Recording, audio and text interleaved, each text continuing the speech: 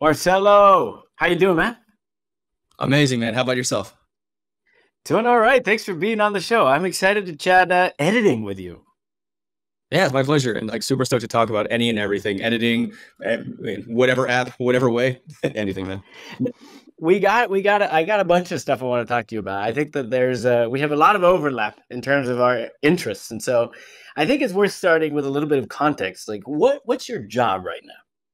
Yeah, good question. So I right now am the customer support manager over at Descript. I've been at Descript for about 4 years, but I run the customer support team over there, the baseline team.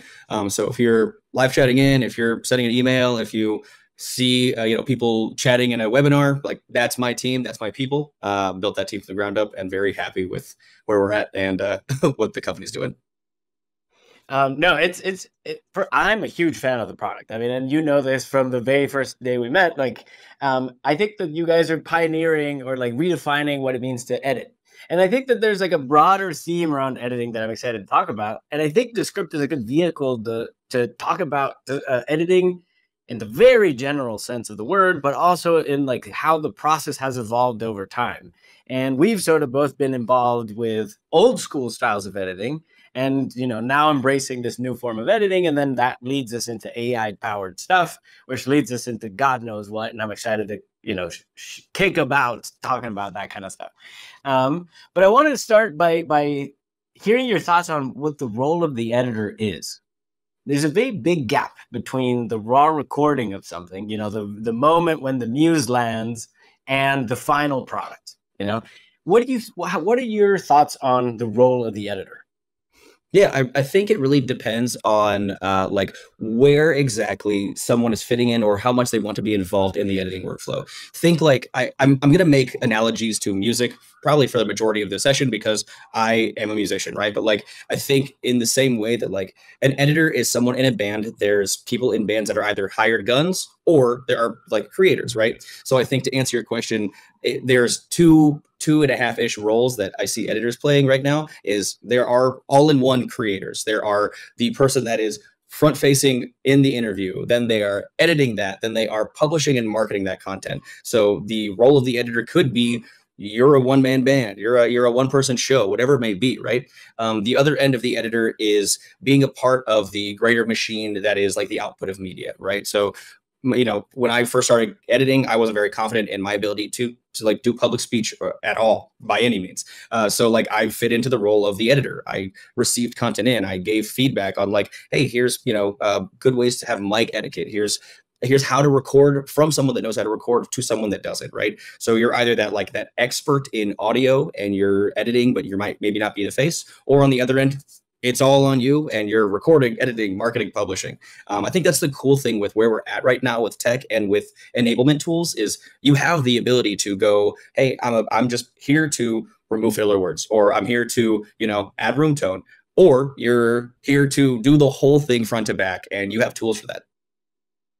No, and it is unprecedented that now these tools let you have so much leverage in the sense that you could be a one man show, and you have these success stories of very let's say bootstrappy teams that have gone to the very pinnacle of attention, right? Like the Joe Rogan's probably the best example of somebody who like literally started shooting about, and now more ratings than all of cable news combined, right? But there was a different note there that I wanted to hit on. That is, you take a movie, right, or any kind of, you're recording a record, and one thing is doing the recording right. Well, there's the creation part, which is like maybe this conversation that we're having right now, and then there's the engineering part of the recording, which is, I know you have experience in that, making sure the mic is right and making sure the angles are correct and the distances are correct and the scene is composed well. Um, then there's a recording of it, action, and everybody's quiet and the red light comes on, and you let the sacred take place, and then there's a very different step that is like where you would do, like in music, it would be the mixing step and equalizing and doing all the post processing stuff, and there's but this happens in every art form, right? This happens in writing for sure. Like it was you write something and then you got to go back and make sure that everything is in the right order, that the wording, the pacing, all that stuff, right? I definitely see it in movies, and you definitely see it in the new world of content too, right? Things like CapCut and all that stuff. In fact, Yeah. the power that these tools give you a chance to make that an art form of its own, right? So I wanted to hear your thoughts on that part of the process, the artistic value of editing and taking something raw and turning it into something more refined. What are your thoughts on that? Yeah, absolutely. I think that's like one good question, and my apologies for not like getting that on the first spot. But yeah, so like when like you're saying to take something raw and bring it into this like the full spectrum of like, hey, we're finished, we're ready to publish, this is like radio ready per se, right? There are plenty of tools and steps along that way to get from that raw piece to that final piece. But I think like we were saying earlier, we have so many tools like a CapCut, like a Descript, like whatever tool on your iPhone. There's Logic Pro and Final Cut on your phone now. Like people make full-length films, A24 films on their iPhone. So like the editing flow is where you are putting your spin on that raw media. There are so many ways that you could take something raw, like apologies for the analogy again over and over, but like again like a raw band going live, right? I'm gonna take that and I want to make a like live at whatever venue CD.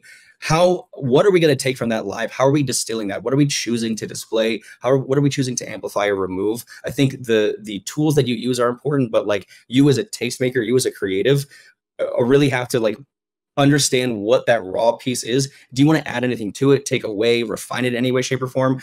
I think the analogy you made of like mixing and mastering really, really hits for me personally, because like again, music stuff, but like you're taking that completely raw piece, and it's up at that point. I think there is a large but up until recently not maybe recognized artistic input to make those edits, to have that like that last pass before publishing. I was a guitarist in a really bad punk band for a very long time, and the thing that made us not a really bad punk band was our producer, was the artist behind the artist, And I think they're like, as long as you have a frame of reference, whether it's you making that edits or you have like a preference of someone else's content and you want something stylistic like that and hire an editor for those, as long as you understand you have your raw content, there needs to be some editing. There needs to be something that puts your spin on it. Like that's the step before publishing that makes it you, that puts your spin on it, that puts your voice, your vibe, your whatever to it. But like, do I love like raw first takes? Yeah, but do I sound good on a raw first take? I can tell you point blank, absolutely not. I need to give my editing, my stylistic input to make it sound presentable, make it like finalized. When I speak, very casually to a lot of friends, yeah, but if I'm going to have a business meeting, I gotta edit myself. I got to put on that last filter before publishing. No, and I think that's so important, because we live in a world where attention is the ultimate currency, and editing to me feels like this like subtle guiding of attention. Like in a movie, you see a Christopher Nolan movie, and the edits are kind of weird. They're like, they make you do like very intense leaps from one scene to another, where you're really working to fill in the blanks. But that allows for way more information to be revealed in the context of a movie. It's the same 90 minutes, but you actually had to build stuff in your mind that is longer than 90 minutes. And I think that's super cool. And it happens definitely happens in cable news, where like very tactical edits are made to portray certain kinds of messages. And it happens everywhere. It happens in books, so that you're still hooked. And I wanted to sort of riff with you around the idea of, in the audio visual space, what that process used to look like, like what it would mean to go from, hey, we're doing a show right now, we're recording it. What are the steps, and how long does each step take in the old school way of doing things? Because I don't think people know the effort required to make something look semi-decent, So I wanted to like literally a little masterclass Yeah. from Marcello around like, okay, what do? You shoot an interview on your phone. What happens next?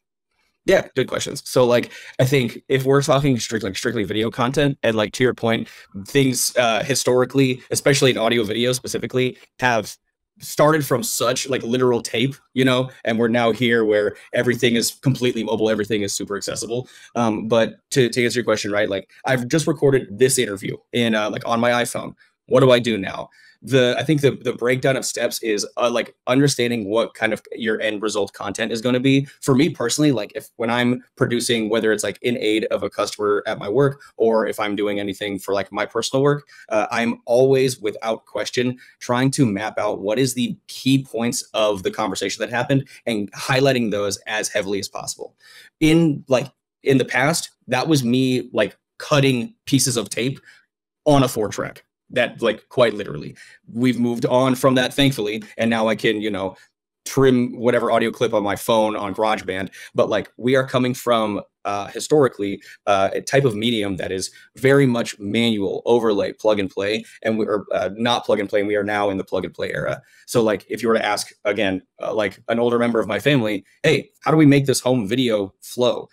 I had family members literally hold up like cue cards in front of a VHS camera to do transitions, to do scene breaks and so on, versus now we have limitless tools to be able to drag and drop a template onto a video content and just have, you know, your window dressing ready. But again, like if we're coming from the starting points of media, whether it's radio or television, like in your example, like we are working from bare bones nothing of, again, literal tape, literal like hand cards to do transitions, up until the point now where we have the ability for us to do a remote recording and edit this in 20 seconds with AI later on.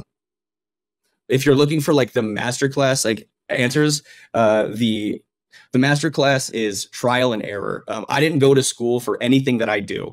I like barely got through high school, man. But I did not go through any collegiate effort to get to this point. It is quite literally like hitting your head against a wall until something sounds good, or working backwards from something that you enjoy. There's countless albums that I have worked backwards from to get a mixing result that I like. Same with video and audio. Like, hey, I like this thing. What are they using to record it? What are they using to edit it? Who influenced them? So I have an understanding of where they're coming from. Is like the get like the me giving a masterclass answer without giving you specifics, because there are truly none. Everyone's creative efforts, you'll come to it at whatever point and however pathway. I hope this is answering your question, but yeah. No. I think you're hitting on a deeper point. That is, like, if you're really doing this for the art of it, then you can't get around inventing your own process, right? Like I certainly discovered this when I was writing my book, that there's no manual for how to write a book. There may be people who give you guidelines, or but at the end of the day, you're figuring out the system that works for you. And I think that's part of the process. You don't really get the learnings from the process if you don't have to invent the womb that then gives birth to the product itself. And I think that's huge. But then you do end up like finding these best practices around, and like let's do audio, because we both know the process very well. You record, you usually have a bunch of tracks. You mix those tracks to make sure that the volume levels between the different instruments are roughly sound how you want. You know, the guitar gets highlighted in the solo, the vocals get highlighted in the chorus or whatever. And those may change. So, you know, in the chorus, you want to have one thing, and then in the bridge, you want to do something else. But then there's infinitely, and there's many ways and orders to do this thing, that like, then you're like, oh, maybe let's put some effects here. And you put the effects on the vocals. And then this is the infinite trial and error part, where you're like finding your sound and your voice, right? And I think this is the magical editing process that I want to talk to you about, because there's a world in which there's the discovery of these things. And then there's like what has already been successful in the past, you know? So like, we live in a world where someone listening to music has to negotiate the stuff that they expect is good because of the stuff they heard before, and the stuff that is new because, oh, this is different, right?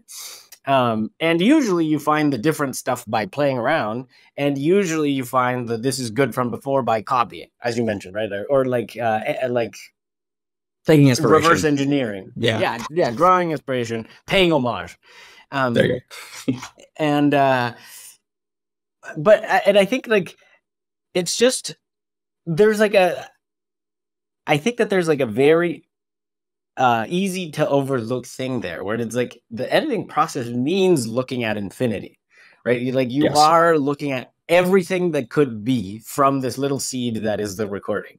Mhm. And that is a trippy fact in and of itself. So I think that the editors have this very difficult job, and like that's why it's the highest highest status position in a newspaper, is Mhm. because they're the ones who have to balance uh, how this new thing relates to everything that came before. Yeah. um and even little things like in audio, like quantizing, you know Yes. somebody in the recording, somebody missed the beat by like a billionth of a second, and now it used to be that you needed to cut the tape a billionth of a second, Yeah. with the however, I don't even know how you measure that, and Straight. paste it Yeah. so that it would land exactly on the beat. Whereas now you have all these tools that will just like auto quantize it for you, right? Mhm. Um, and so there's something there, and I think this is a good turning point to start talking about tools like Descript, where Descript is amazing at giving you access to everything that came before. Really easy, like you want your voice to sound great, boom, hit Studio Sound is going to sound great. Um, how do you as a both as a creative and as a person involved in the making of this tool, and especially communicating this tool, balance that yourself? Yeah, good question. And like the thing I want to just like wrap up from the last point is like the reason I said trial and error is because every master class that I have purchased to save you a buck has said trial and error anyway. So like just do it. But like I think the one thing like you were saying to take from here is like you an editor is a prized position for somebody because they are like you are paid, you are looking for someone's expertise in their limitless trial and error phases, right? So like I myself have gone through countless number of computers breaking them trying to totally legally download VSTs for my like any plugins whatever. But yeah, like you're looking for that source to be the person that says this is or is not possible, right? And then like to come full circle with what you're saying, we now have tools like Descript or like these AI tools that lower the barrier for people to begin to edit. But I don't want people to misconstrue the fact that there are years, decades, centuries worth of media creation that's led us to the point where it's possible for you to click one button and use a feature called Studio Sound, which is three effects taped together behind the scenes. You know what I mean? Like, so I want everyone to understand more than anything that like even though we have access to these tools, you need to break something. Like for you to be we're in a creative field. Whether it's like radio, audio, video, anything, like you were in a creative field that you need to break something at least once to know how to not break it again. So like even if we have these access to these like AI tools like Descript or whatever, like we want to make sure that people still understand there needs to be some connection like manually for you to the create like to the art that you're creating. To like zoom out from that though and answer your question about like how do I personally manage editing or communicating these editing tools to users, it really is I spend a lot of time working at Apple in their retail stores, and I think the baseline ability to interact with people, I have to attribute a majority of that to the trainings that I got at Apple. Just being able to bring something down from the like historic nature or the historic knowledge that you and I might have about audio and video to bring that down to say, I don't need to ever say the word compression to this person. I need to tell them to click record and then click remove filler words, right? It's balancing this. I'm going to give you exactly what you need to know without overloading you at once. At the end of the day, like support is educational. It's an educator space. So we're functioning or we're functioning like teachers and audio engineers at the same time, which is like a weird balance. But like the end of my day, I am truly just educating people on what they need to know. And like as a producer, I'm going to tell an artist, hey, that's too much, or like don't think about that. We'll just make it work for this and publish. In the exact same way, I'm educating people with AI tools, with DAWs, with NLEs to say, hey, when you come to me, don't try to open the user manual and read every page. Have your end result in mind and let's work our way there together. That's why I was mentioning working backwards earlier, because it's the easiest thing to do when you're working with someone who is not familiarized with this field. Maybe even to those who are pretty familiar with the field. But yeah. No, and actually, this is a side note, but having seen you in action, communicating, Descript to people, and having been to some of your support sessions, you're so good at your job, man. I mean, like Thank seriously, you, I've dude. never, no, I mean seriously, man. Like I messed up in the sense that I had all this knowledge and I geeked out about it. I mean, I can't help myself. I'm a super geek. And then I got engineering training, which made my ability to communicate things even worse, like so then so I then feel I'm you. like, oh my God. Because this stuff gets pretty technical, right? And even if you are approaching it from the most artistic, creative kind of way, it does approach like a method and a technique. And very quickly, you're looking at numbers, things like compression, for instance. Like, compression is everywhere. I can't imagine one single mass-produced media thing that doesn't have compression in it. But no, you can't. Nobody will like and a person not in the creative arts, nobody will know what it is, and nobody will know the two variables that you need to know in order to make compression sound right. And even I'm still not 100% sure how it works, um, but the but the ability to then communicate that and sort of find where the person is at and the user is like, okay, this is the outcome that you want and this is how we're going to get you there. I got to commend you for that, dude. I've seen you in action. That was amazing. Thank you. um, Yeah. Okay, that's a side note. Then there's the next level of the thing, which is like I want to hear more about your creative passion of your own. Like you mentioned your adventures podcasting and sort of trying to get the recording and like what's the word I'm looking for? A record of the scene around your hometown and the music scene of people creating stuff and just doing it for the art, for just doing it because you felt that this was something worth expressing. Why don't we go there and see how like something like Descript fits into this expression, like as given what you're doing now? Absolutely. Yeah. So back in like I want to say 2014, I was still living in St. Louis, Missouri, and I've been in the punk and hardcore and rock and alternative and every subgenre of distorted guitar you could think of scene. And when I was I think I was about 20, I was like 21 or 22 in the St. Louis scene. I thought there was some of the greatest music that I have heard in the longest time coming from some of my best friends and from a city that I felt very, very like at home in. Like St. Louis is not my home, but like I was there for 10 years and like I people are very happy to represent St. Louis, but people outside of St. Louis don't hear it. And there was so much good music, like selfishly including my band, that I wanted to promote and share and just say like, hey, there is in hardcore, New York is like a destination. LA is a spot. In like screamo and in like punk, Oakland is a space. I wanted that same visibility for St. Louis. I thought we had like whether I like it or not, some really good ska, and then like some really good punk and hard. Like we had some really, really great artists coming out of there, and there's so much good stuff in St. Louis. But it's the Midwest, it's the middle, and not the middle of nowhere, but like there's so many other cities that take preference. So I had a friend that was like running a short blog that was just sharing out other bands like in the St. Louis area, sharing demos, Bandcamp links, anything. And it was at the beginning of the podcast era, and I was like, everyone has a SoundCloud. Let's just sit in a room and record, I guess. Like, let's talk about this. I was just finding out, like you were saying earlier, like listening to larger form podcasts and that were growing, like JRE, like Joe Rogan went from nothing to like getting Spotify at like deals really quickly. And I was like, maybe there's something here. There's more eyes on this field. And I got to work with one of my homies, Jake, who we ended up just having, I think it was like a 6 months total. We had the podcast.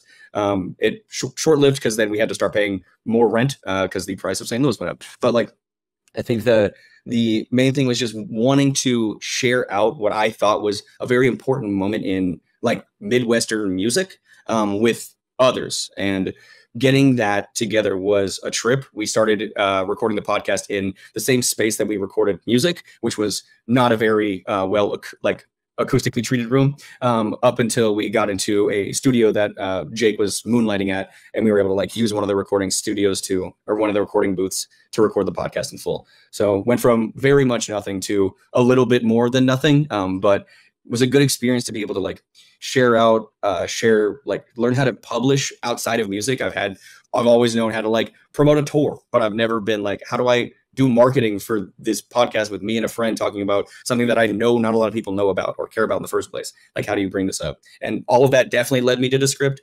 A couple of like rock skips away for sure. But yeah, like it's that kind of like laid the groundwork for me being open to podcasting. Because when I was like 18, I was like, no, I'm a real artist. I'll never use auto tune. I'll never, and then I got older. But yeah. What were some of your favorite moments or like your favorite findings along the way in that journey? If I were to look at like the stuff that I'm learning in the process of doing my own little thing, like there's so much good stuff that I want to highlight. What were some of yours?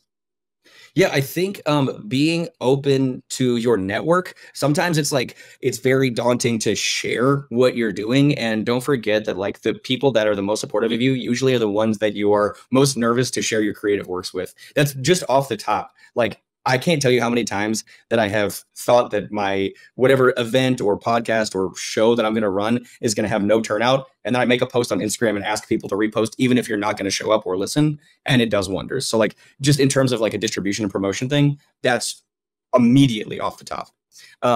Another would just be making sure that you are aware of what your listeners want to hear once you do or start to have like a user group or like a listener group.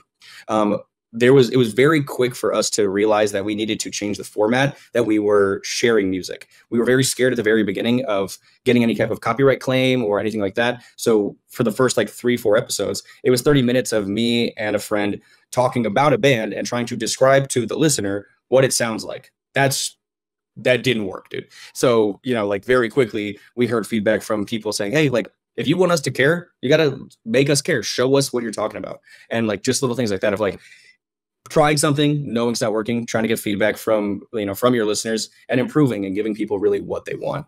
And the last thing, it just off the top, is very much know what you are capable of. And by that, I mean, don't stretch yourself too thin. Don't burn out. I very, very honestly, half the reason, the other half being the other person, that we are like not doing the podcast anymore is because both me and this person burnt out really quickly. We were trying to do like 2 episodes a week.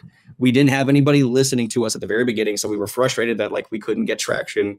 Then we were also in a touring band together. So we'd be on the road, miss 2 weeks, feel bad about being inconsistent. And the 2 users that listened to us 2 weeks didn't listen the other week because we missed. So like just being realistic with like what you are trying to do with this media. If it's something for fun, and just like a once in a while thing, there's plenty of YouTubers I watch that do not have an upload schedule. And I sit anticipating waiting for the next video because it's good content. Or, like if you're wanting to do it more full-time, stick to it. Realize that like, are you an editor? No, hire one, dude, for real. Or find a tool that can do at least some of the legwork for you. Do you have like a kid? Maybe don't do a podcast every weeknight at 9 p.m. Like just be realistic with what you are capable of. And especially if you have other people involved in the project, making sure that everyone is fully aligned. I'm not going to do the whole, like, don't do business with your family, but like, if you're going to do business with your family, communicate a lot. But yeah. Was it family? Was the other person your family? Nah, but like we lived together for like 3 years, so it became family quickly. Basically, yeah, same difference. Now that's a lot of overlap with somebody else. So like the and the creative, I think that it's also easy to overlook how the emotional component of doing creative work. I think that like it's and the bravery required to do it. I think that there's you're doing something because it makes you create it, right? Like you're listening to something, you're obeying something, and you hope that thing is real, that thing like matters to somebody else, and that like it's not just something in your head that you think is valuable, but that other people think is valuable too. That is an incredibly brave thing. It's like very naked to try and put something out there, even though it may be something, this is like not just some profound creative work. This is like speaking your mind at a business meeting. This is like calling someone out on their BS. This is being, open to being called out on your BS. It's like all those things. I think like there's an emotional resilience that you build up over time after taking these risks and getting okay with like, okay, doesn't matter what the reaction is, I'm going to do it. I'm going to perform in front of an empty audience, and I'm going to give the best show that's ever been given for an empty audience. That's freaking heroic, right? But there are no systems for accommodating for that emotional space. Or like, it's very easy for people around who are not doing something like that to say, oh, I don't really get it. What do you make of that side of things, of the bravery of the artist and the emotional fragility of creative work? Yeah, I think it's these are like, this is such a good point, dude, because like there there are things that I feel extremely brave about. I can get on it. I feel very confident talking to anybody and everybody. Uh, I was up until like 15 years old. I was homeschooled and had no friends. I did not know how to talk to anybody in the slightest. And building that muscle of fearlessness came through music. I to this day attribute all of my ability for public communication to getting on a to being like put on a stage at like 16 years old and playing guitar in front of people. Like there's the like you're saying, the unspoken bravery, and especially to people that are not creatives in general, are like, why are you gonna, why are you gonna put yourself out there? Why are you gonna, potentially put yourself in a situation that makes you anxious, makes you nervous, makes you uncomfortable? And like that's one of the best parts about growing as an artist, is being uncomfortable and writing about it and taking inspiration from it. But like the I would say, like, if you are not a creative, right? If you do not, if you don't have the creative bone in you, but you appreciate art, understand that it's the same thing as showing up to a new job, knowing nothing and asking questions. You're nervous, you're scared. It's different. But the only way you're going to get through it is to stick your neck out, try, and you're gonna fail, and that's okay.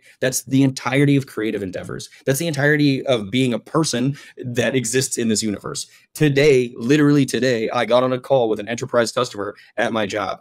Was I sweating about it the hour before? Yeah. As soon as we turned on the call, did I realize I'm the expert here, or I have something that this person is wanting, or I have something to give they don't even know that they want yet? Like, there is a confidence within that if you really, truly, like, are behind with what you're creating or saying or doing, like zooming out from like the creative field, have that confidence in yourself and just push, like that's, I say that all with still being afraid to lead a band on vocals, because I love having a guitar between me and people. But like, you know what I mean? Like aside this one thing, do what I say, not what I do. Like, lean into the uncomfortable. There's no way that you're going to develop as a person or as a creative without feeling discomfort in some regard, whether it is socially, digitally, whatever. But like, lean into it. It's good. Does it suck? Maybe, but like, call your friend. No. I'm honestly, this is so motivating. I mean, and then there's another question too, that is like, I'm very grateful that you found music, that then because I see the arc, and like now, oh my gosh, the thought of you being scared of talking to people feels alien, right? I feel very grateful that I discovered music. It was definitely like the thing, it was like my safe space. And then at some point that was like, I need to share this. And then that became sort of like, Yes. I think I really started building my social skills around music too, right? Uh, and there's something weird about music too, where like most of the magic can't be talked about. Back to your point about, in the podcast where you wanted to talk about the music instead of sharing the music, then you're like, there's something that's weird about music. You just need to experience it. But what do we do? Like, for someone who doesn't have music or who doesn't have a creative outlet, how do you get them started and whet their appetite into creating something that then they can sort of build this newfound tower of, this new skill tree from? I think the thing that I encounter a lot when I say that I'm a musician or that I'm an artist or that I create in any way, shape, or form are people that respond with, I can't do it, or I don't have a creative bone in my body, or whatever it may be. But every single one of those people loves to consume some type of media. If someone is interested, regardless of if you are creative or not, if you have an interest, if you have a passion, if you have like, like, I have plenty of friends that I've tried to get to like play guitar, but they don't. And instead they're like, hey, you know what I love? I love video games. Cool. You like video games. What about the video game do you like? You like the soundtrack. Cool. We can backtrack this and get you like excited about something. We have plenty of engineers at Descript that like have no musical bone in their body, but each of them has made some application to like parse every, you know, streaming service to find the top 100 songs and feed them an algorithm of music, right? Like if you can find some medium that is like an artistic consumable medium that if you are into, that right there is your creative home. You're a tastemaker, you're a curator. You might be not curating like a museum, right? But you're curating the sound that's in your headphones all the day. You're curating your life's soundtrack, right? So like if you're passionate about something, dude, you're passionate about something, if it's in any way, shape, or form, right? But then like, does that encourage someone to make a podcast? Maybe, maybe not. But does that encourage someone to like make a Spotify playlist that they share out and maybe get some likes? Maybe, dude. You know, like I think that at the end of the day, no matter who I try to encourage to like start music or start making art and they don't, they like something, and we can work our way backwards from there. I'm going to say work our way backwards a million times, but really like that is such an ethic, like that is such part of like who I am, is seeing something that is done. I like that. I want to know how to do that. I have my monthly hyperfixation on whatever I'm trying to build in with all the tools in my closet, right? You can do that with audio. You can do that with video, anything. Create, see what intrigues you, and then break down why it intrigues you. And then can you do that? Would you want to do that? Do you care about doing that? Cool. If no, you at least went through the thought process of maybe I could try this. And at the very bare minimum, do that. But yeah.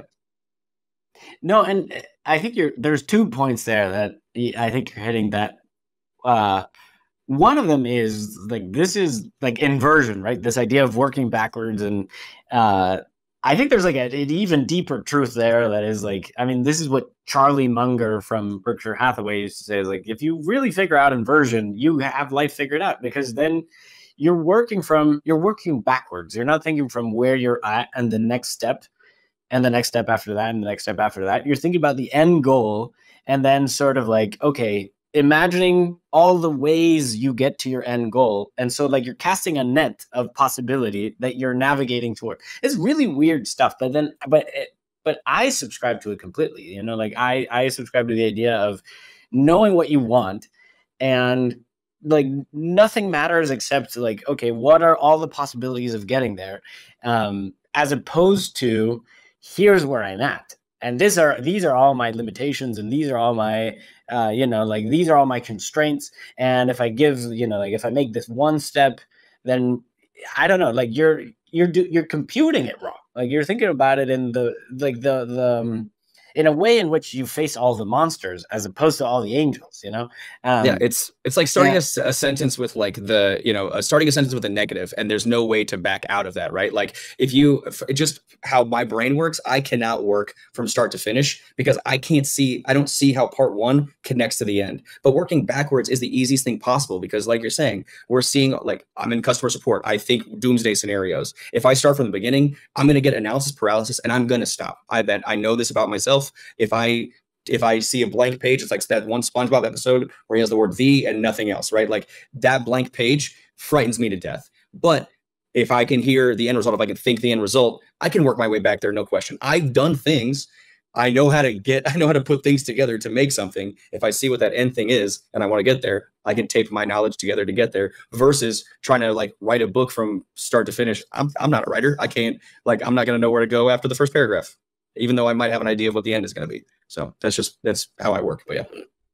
And I want to put a pin on this, because this will get us to later in the conversation when we get to AI and like generative AI, some of the stuff that it can't do.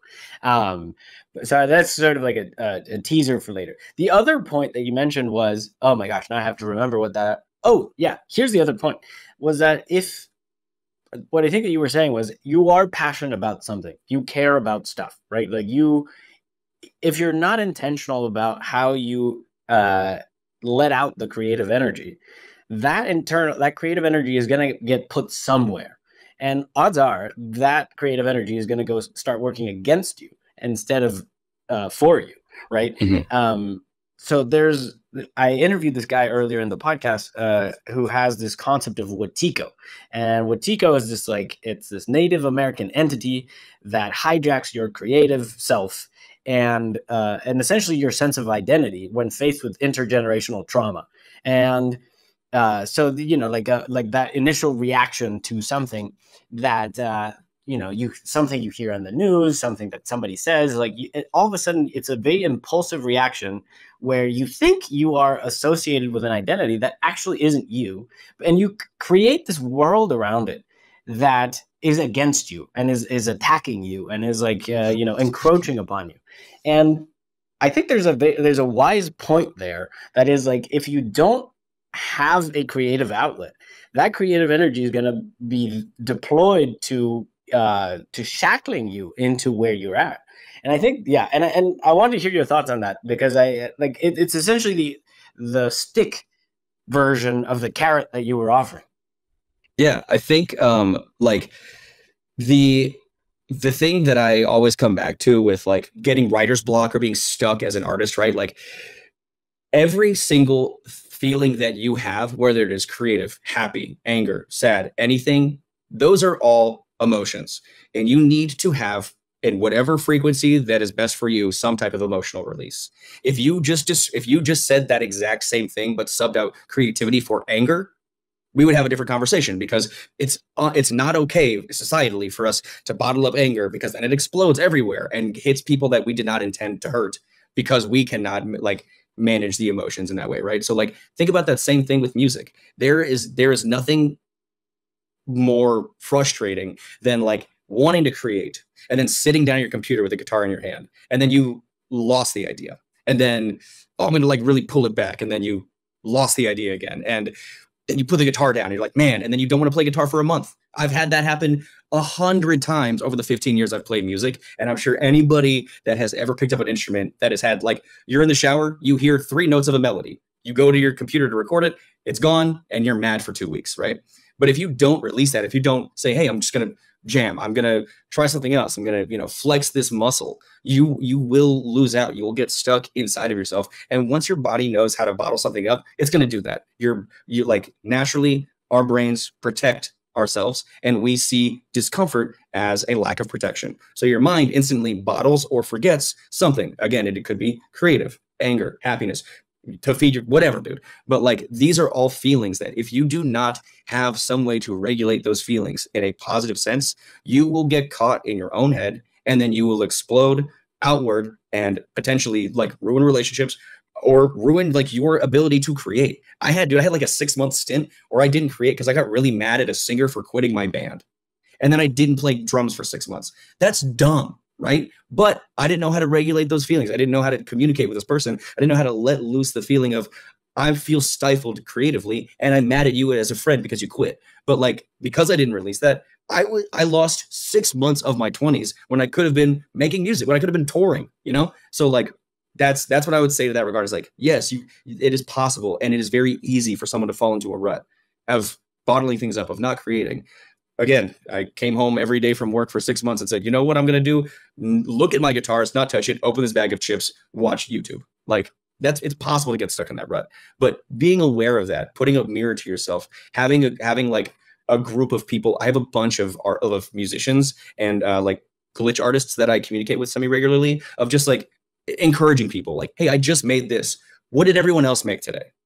Like, just having a group like that has helped me immensely, being able to just put out what I believe is absolute garbage because I'm recording and I'm self-critical. And then my friends are like, that's good. If I didn't have that back and forth, if I didn't like open myself, if I didn't have that uncomfortable moment, like we were talking about earlier, of opening myself up, of letting people in to hear what I'm trying to say musically or visually, I'm never going to release that feeling. I'm never going to grow. I'm never going to get the feedback. I'm never going to feel like my voice is heard. At the end of the day, your creativity is your voice.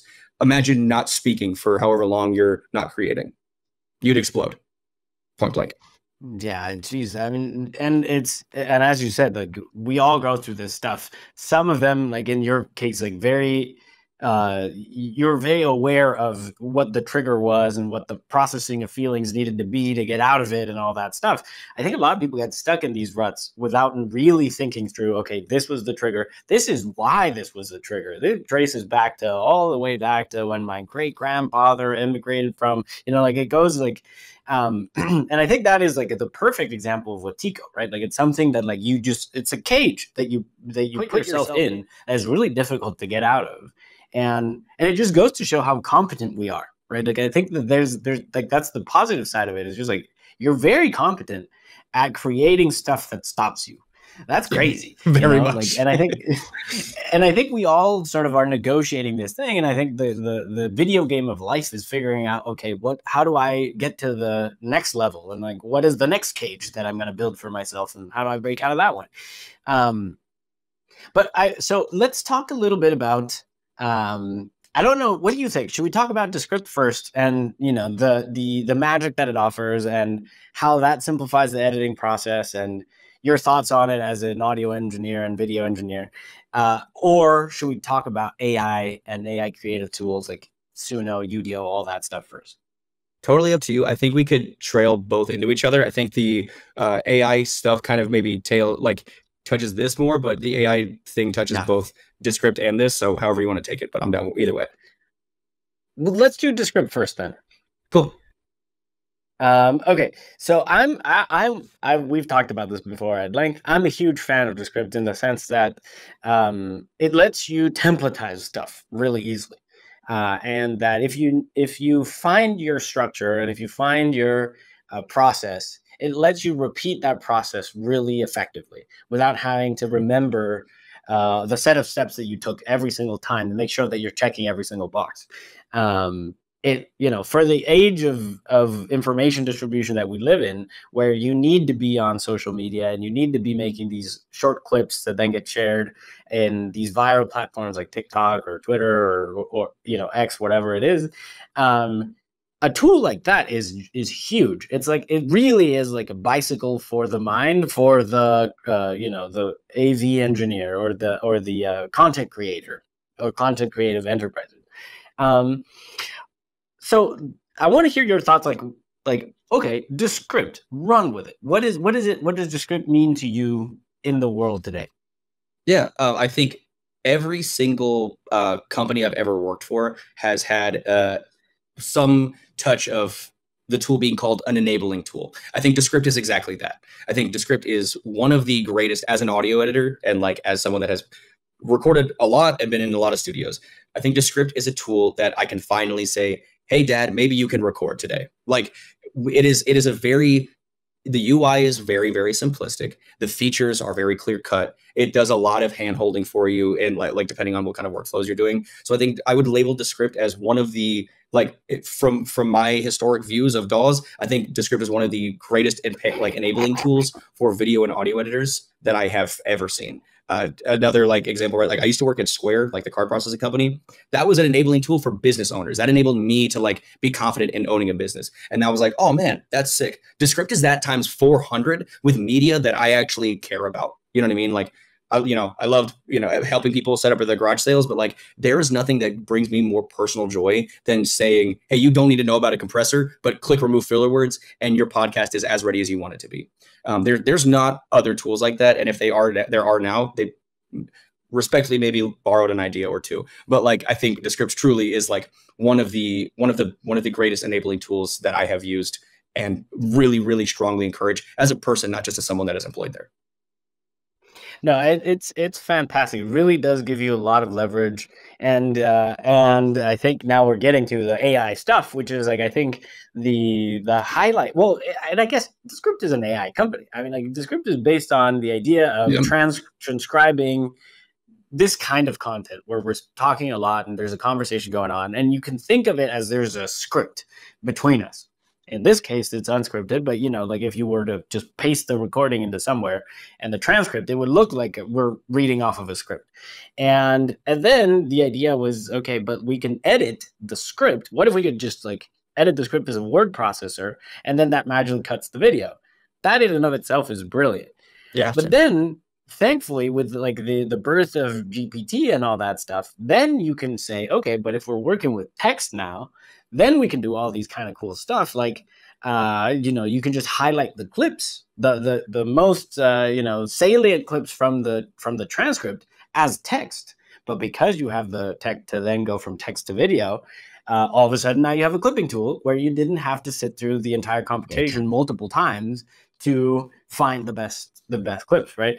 Mhm. What are some of your like favorite features from the you mentioned remove filler words, so maybe start with that one.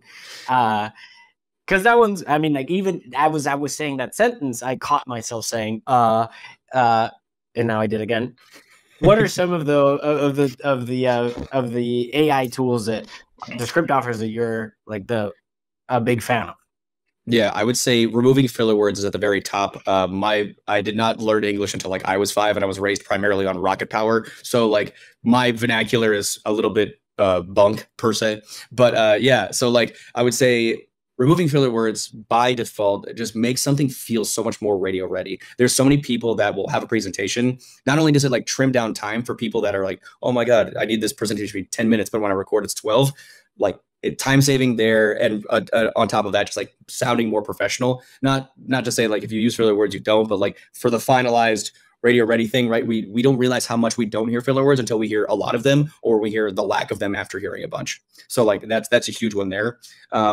The other ones I think would be some of our newer AI features. We finally introduced green screening, which is sick. We finally introduced like, you know, we have studio sound as well, which is technically an AI feature. But I think some of the other ones would be, like you're saying, the stuff that can do because of how special Descript is by being a text-based editor. If you want Descript to parse a good clip, there's a button in Descript that says create good clip, right? And that good clip, it's going to prompt you and say, what keyword, what phrase does this good clip hold?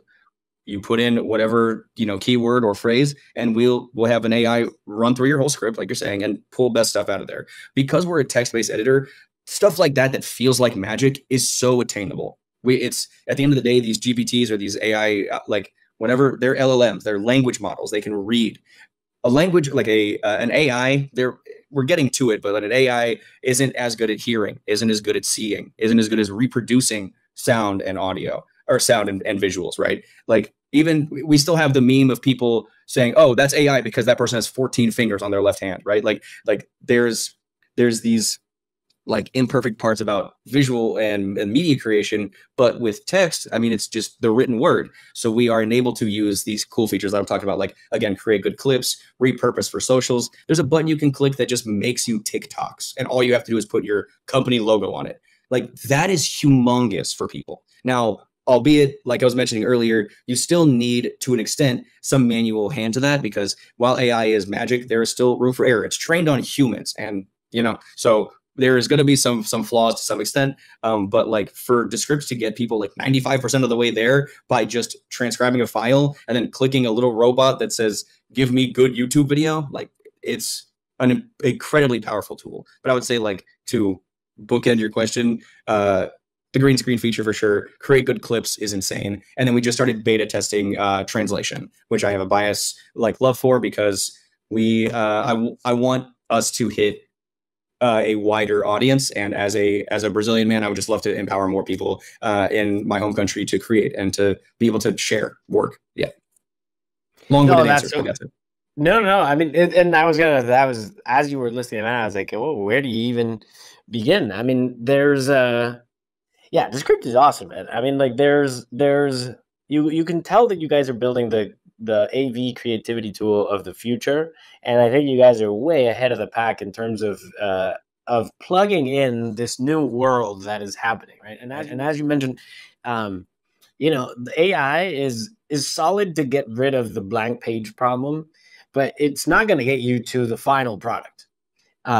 It may actually help at the very end with something like studio sound or like mastering or things like that, where like you know, like it'll do the final technical details of, like, you know, it'll get you to 95% and then from 99% to 100, but there's the magical like 4% that is from 95 to 99. That's where you actually get to put your voice in, and that's where a lot of the pitfalls of AI and the frustrations we have with AI show, right? Like when people say like AI image generators are bad, or like there's no soul in them, I'm like, sure, but you have to realize you just gave the computer 14 words and it gave you that. I mean, like, how long would it take you to learn how to make that, you know? And I think that's where like the um, the defining things about the space are going to fall. Like how does a tool like Descript enable people to have that 4% be heard by the user and like understand what that 4% means for the user so that they can feel like, oh, this tool gets me. This is the problem with like ChatGPT for sure. It's like write an essay about something and it sounds like a canned thing, right? Like, sorry, and I interrupted. You were about to launch and I interrupted you. No, you're good. The only thing I was going to say is that like what you're saying circles back to the very beginning of what we were saying about like having an editor, right? Like the grunt work of removing filler words, no one is going to like maybe stylistically, but like no one's really going to pay attention to the fact that like we removed me saying a lot, right? But that 4%, that 5% that is touched on by a human editor to really give that personality, that is like that's where your genre defining characteristics come into play. That's where you're, like that's where you're really able to be the voice or like impose yourself on that media. The grunt work of like bring in the files, transcribe, remove filler words, like let a bot do that. I know people are scared about AI taking over, but like, do you want to keep removing me saying a lot? No matter what the cost, I'm sure that's not fun, right? But do you want to be the one that like does color correction touch-ups and fix things at the very tail end? That's the important part. That's where I would want people to realize that their creativity can shine, even if an AI did some of the legwork to get there. Like I'm cool with an AI doing the legwork. That's fine, right? But let me impart my final touch on it. So I did not mean to interrupt you, my bad. No, not at all. But I think you're absolutely right, and I think like there's like a bridge to be built between like the I don't know, like the honestly, it's kind of fitting together quite nicely. It's kind of like the inversion side of things and the whatever the opposite of inversion is, where like in the Photoshop world or in the Adobe Illustrator world, where you're sort of like drawing one line at a time and you're crafting this layer by layer and you're essentially like additively building a picture. Whereas with AI, you describe what you want and then you have like the full picture. Like you have the MP3 file already. You don't have the layers and you don't have the tracks and you don't have like the knobs for each of those little things that you can tweak. There's a bridge to be built between those two worlds where you want sometimes to have like the a broad stroke turn into like a fully defined picture, and sometimes you want to be able to reverse engineer. Oh, I really like this vocal on this track. How can I reverse engineer and go backwards from it? So I think like something like Descript, when I'm just picturing out 5 years out or 10 years out as you guys are building features, that there'll be things like automated B-roll, things like that, like, and some of it may draw from stock footage, but some of it may be AI generated, right? And then, or literally, like I totally see a world in which you just give it a script for an animated movie, and the script will give you the animated movie. Like it'll help you create the characters, it'll help you sort of like animate scene by scene.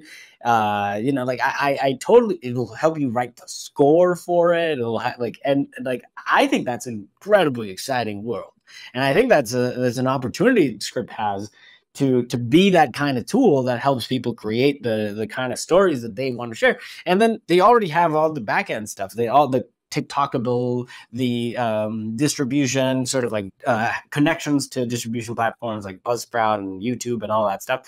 So as I'm thinking of like where this is going, I think Descript is uniquely positioned to be that bridge, and that is, I think, super cool.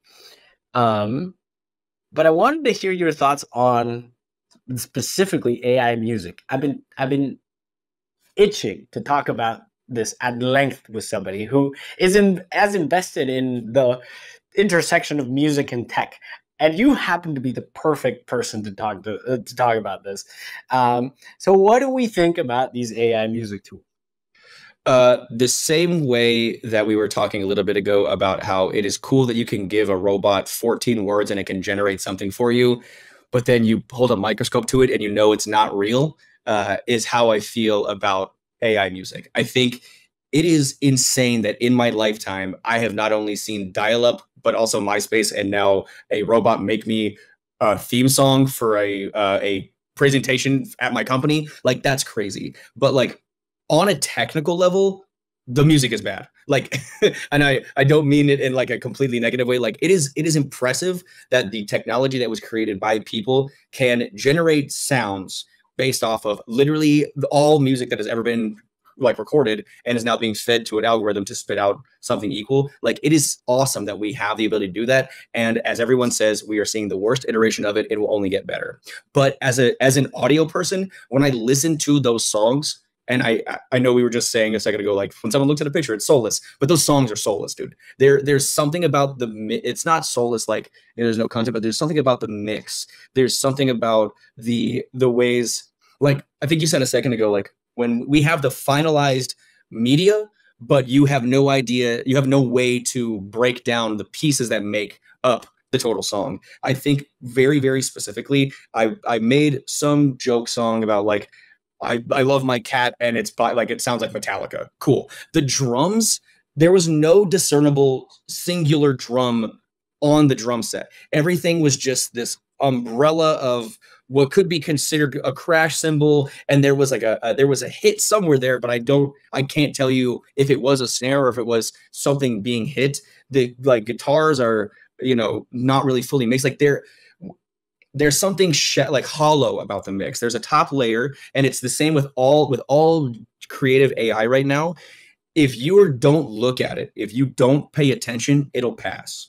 But the moment that you look a little bit deeper, or someone that creates that kind of content, media, whatever, looks at it, they can call that instantly. And we get away with people get away with doing the 11 fingers on one hand meme. We all have eyes. We all can visually like consume and understand what something to an extent is or is not real. But like with audio, it's the AI music is able to pass a lot easier because there's so many musicians these days that really could be a song. But until you have somebody saying, hey, no, I record drums and there's no way these are real drums. And it's not even MIDI drums. It's like the idea of what a drum is to a computer, and then it gives it back to you. I think that's the phrase I use, like the sentence I use a lot is like, it sounds like the idea of what a computer thinks when we're making any of this stuff.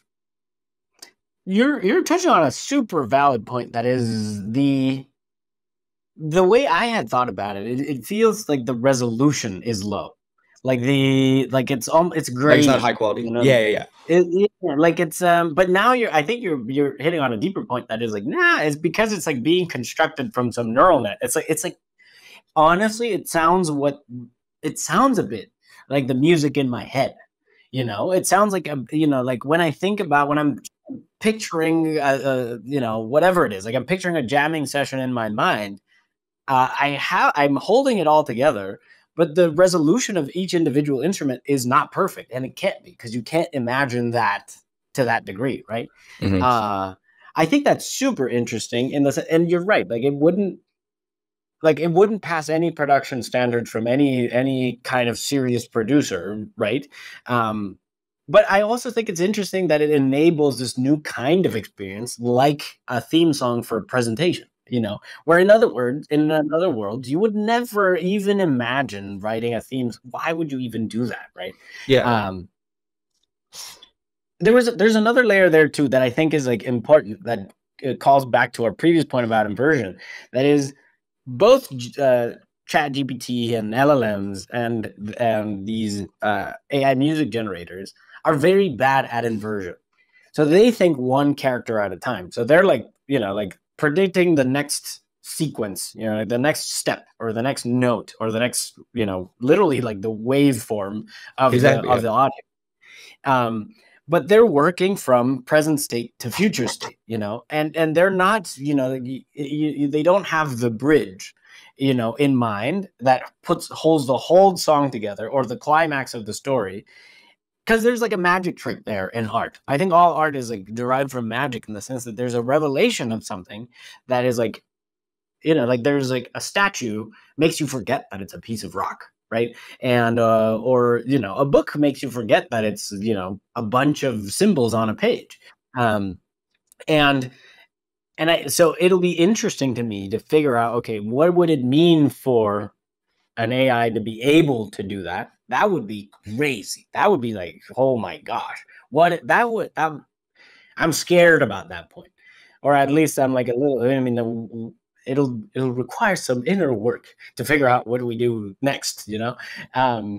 And but at the same time, I also like appreciate that there's this new kind of art form where like you could have a themed birthday party with a soundtrack, you know, like, and all of a sudden, uh, you know, like I think it'll lend to it's almost like this anti-online thing where like it'll be about the event that you were in, you know, like Yeah. your birthday had this theme song and everybody heard it and everybody was like, oh, that's like a fun little party trick, you know.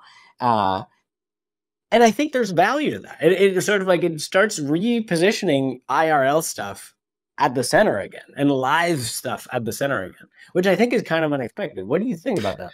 Yeah, I don't think that like people were expecting to have like a early web renaissance. I think that AI is going to entirely I mean it already is reshaping entirely how we interact online, and in that same sense is going to alter like our in-person communication and like interactions. Half of the time that like I have friends trying to speak with my parents, they're using some translate tool. It's already affecting our real life, right? I think though that like the the thing that you were saying a second ago about like having a song in this example, right? Having a song for a birthday party, like a themed birthday party, right? And AI can generate the music, and AI can generate the visuals, and AI can generate like the guest list and like the itinerary, right? But like that's all fine and dandy. What is it being used for? I think is a bigger question too. Like I'm very happy to make a gimmick song with Suno AI and send to my dad, and it'd be like, "Hey, here's a song about how your grandson is a cat, and it sounds like a metal band. Cool." But like, if that is being served to me as true content by like a Spotify algorithm, I would revolt straight up. Like that's not the purpose of it at this point. That's not like we when you're talking about like, oh, a future where AI can do this, you're talking about AGI, you're talking about sentience in a bot. And we're not only are we like not, I mean, maybe if we are there, then Sam Altman has it and we don't, but like your AI is still a tool. I think this is to call back to what I was saying earlier of people being afraid of AI replacing them. AI can't think about anything, dude. Like, does your boss who's not an editor think that AI could take your job? Maybe, but they don't edit. And the moment that they have to, they're going to realize a robot doesn't have that 4% we're talking about earlier, you know? Or like, I don't know. I feel like I'm going on a separate tangent, but like that's the main thing I wanted to like get out there is like I'm all cool with AI. I'll make a joke song, but like in no way, shape, or form am I taking that as serious media. And AI is still like in the current state. At the end of the day, it is an assistant with like 2 or 3 more like fingers than I have to type. You know what I mean? But that's yeah. I'm my bad. I think I derailed the hair from your question, but yeah. No, no, not at all. I think this is the kind of conversation that I think is like the conversations worth having this day and age. Like I was thinking about it, I keep saying I brought it up the past few episodes now, but I think I'm figuring out what the overarching theme of the podcast and my book kind of are all about, and they're like about preserving or saving our humanity in the age of AI. Because AI has this thing where it forces us to look at things that we had been punting down the line, you know, like morality and the value of art and the unique value of human beings. You know, like we forget what we are. We're like these animals that are very smart and like have built all these things around us and are used to a standard of living that was, I don't even like, you know, the greatest kings of Rome didn't have access to 2-day shipping on.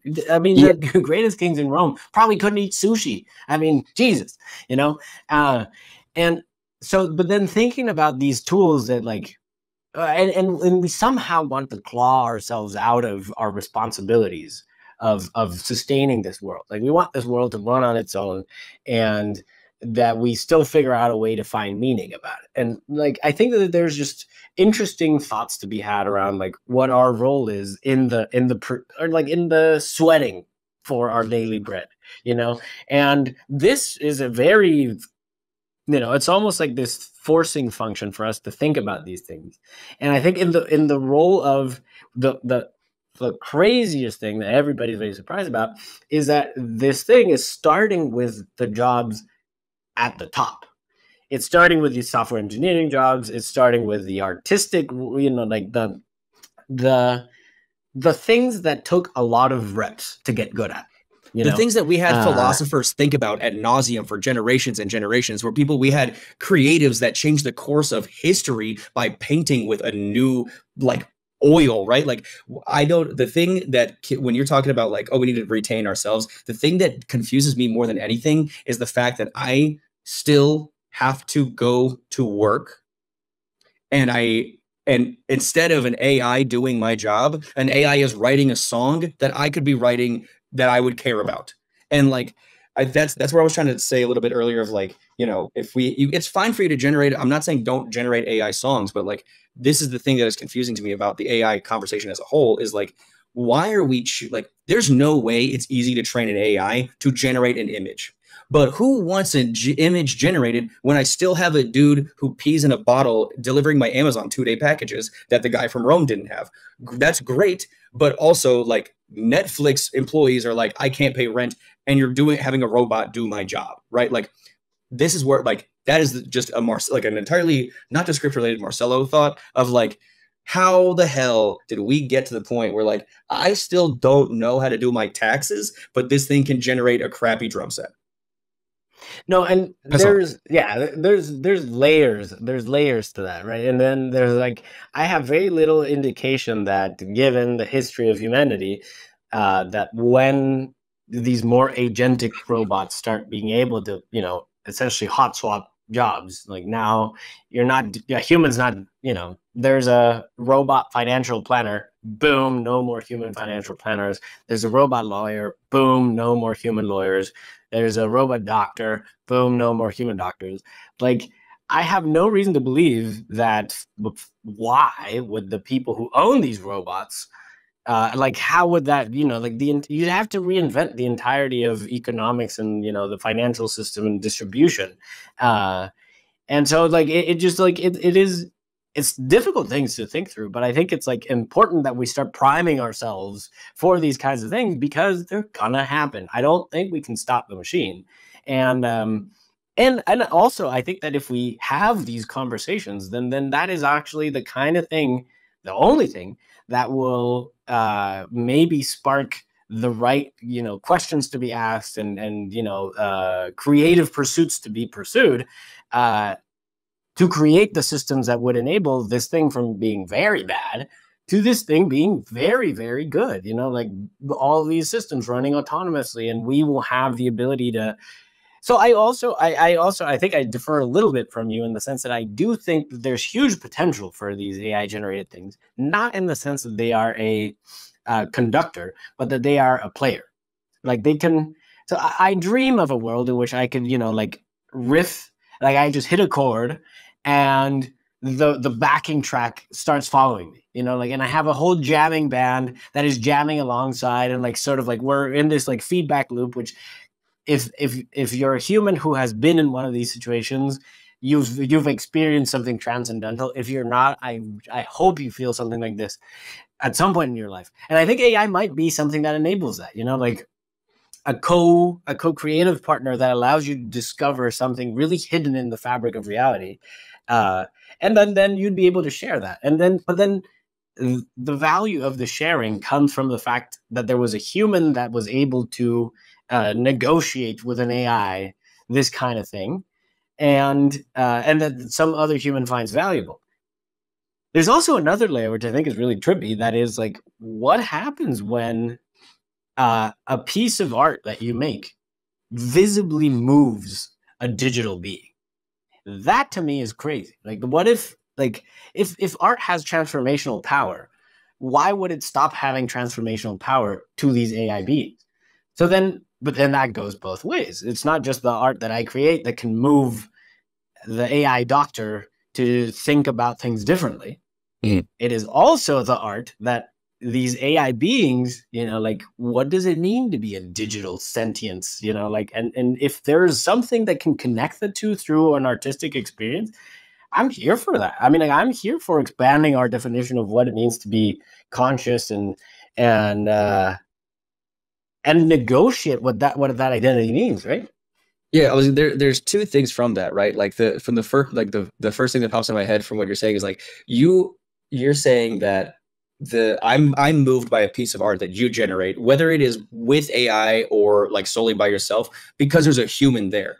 You're also saying then like, what art can I make to maybe move an AI? I think maybe like everyone should rewatch the movie Her and realize that we're not going to move robots. They don't see like we see. And something that is moving to a bot is not going to be moving to us, right? But they might see a binary, like a 16 paragraph, zero and ones over and over, and robo cry, but we're not going to comprehend that. We're speaking a different language at its base. I love the idea of being able to like, try to get through to a bot. But even if we could, I don't think we would really understand what that means until we can give more personification and articulation to bots to try to make us comprehend that in our human brain, right? Like we're giving the knowledge of every single person and every single thing that has ever happened, ever that is recorded on a computer to one robot. They're using 300% of their brain, not the 10 that we have, right? So like, I hear you on the, yes, like it would be cool to like try to move a robot, but like, I don't know if that is attainable. And if there's art that is passed around to bots, that is the most moving thing that brings a robot to sentience, we're not going to get it, dude. We're not going to get it. That's like trying to show an iPhone to someone in Rome that you're saying from before and be like, call anybody right now. There's no way to comprehend that. You know what I mean? Like, check out this movie. What is a moving picture? We're speaking in a different way entirely. Oh no, yeah, I agree with you in the sense that like we're punching way above our weight. But I think that like our biggest hope is that our art becomes birdsong, man. That's like we humans don't understand birds, but like we think birdsong is beautiful, and we cherish the fact. And I think that's going to be the difference. I mean that's going to be the relationship. And so like the idea of moving a machine through logic or through like think about like higher order rational thinking, that's where I'm with you. Like that's good luck. I mean, like we're not going to be able to innovate in science and philosophy at the rate that I mean, we're not going to be able to catch up, right?